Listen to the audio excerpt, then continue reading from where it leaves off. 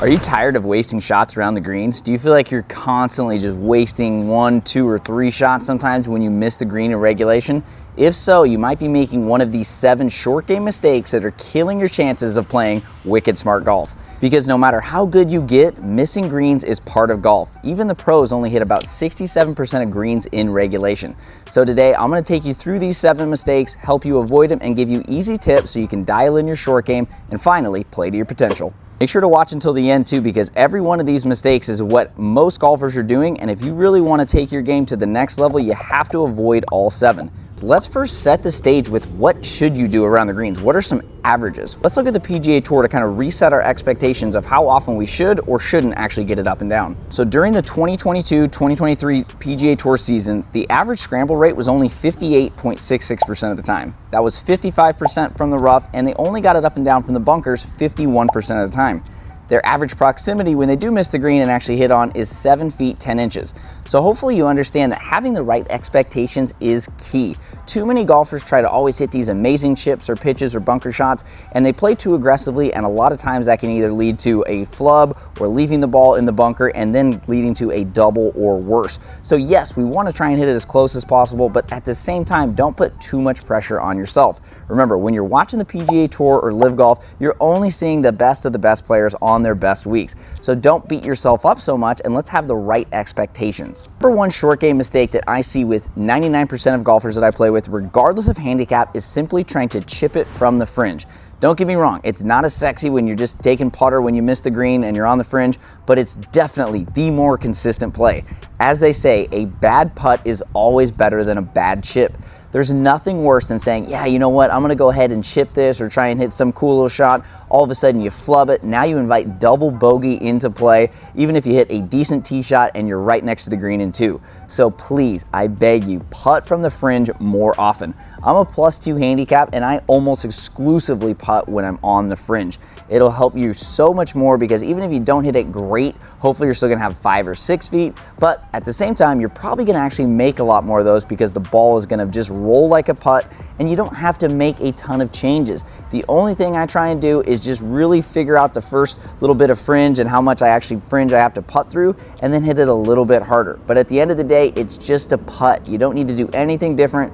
Go through your normal putting routine, commit to the break, commit to your line, and go. The second short game mistake that I see with a lot of players, especially mid to higher handicap golfers, is the setup position. This is a short shot. This is 10, 15, or less yards. You don't need to set up like it's a full swing. When you do, you're gonna take too big of a backswing, which is gonna typically lead to decelerating, and decelerating equals death in your short game. So make sure to set up more like a putt. You need a more narrow stance. As you can see in these videos here, I have different setup positions for different type of shots, but in general, we just need to change our setup so that way we're making better contact and not over swinging. Again, if you take a big backswing, your mind's gonna be like, hey, this is way too big for this short shot, and it goes into decelerating, and as you know, that is never gonna help you hit good shots with a lot of spin. So make sure to set up properly for the shot. If bunker shot, of course, you're gonna have to have a little bit wider of a stance. You're gonna have to change how you open the face, maybe ball position depending on the slope. If you have a basic chip or pitch, you just want a more narrow stance. You want more of your weight forward. That way you're making a clean strike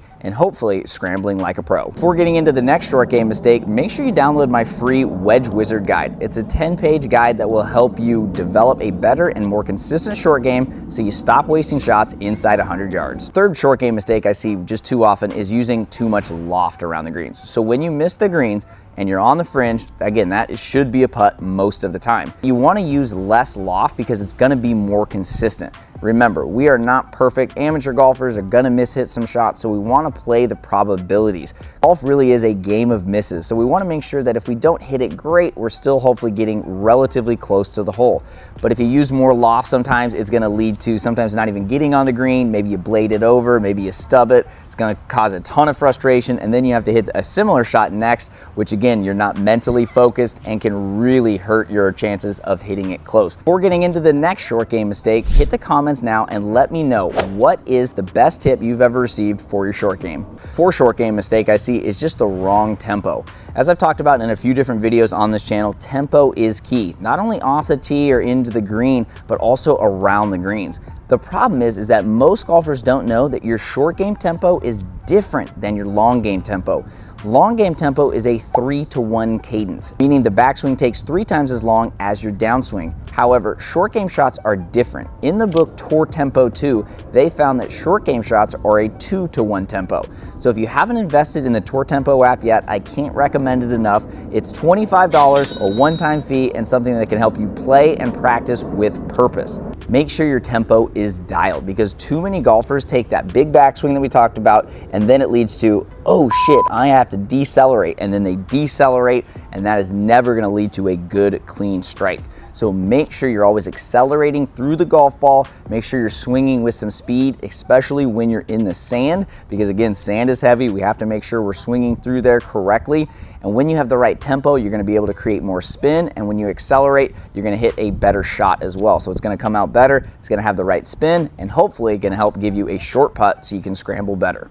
The fifth short game mistake that's just so common is not practicing it enough.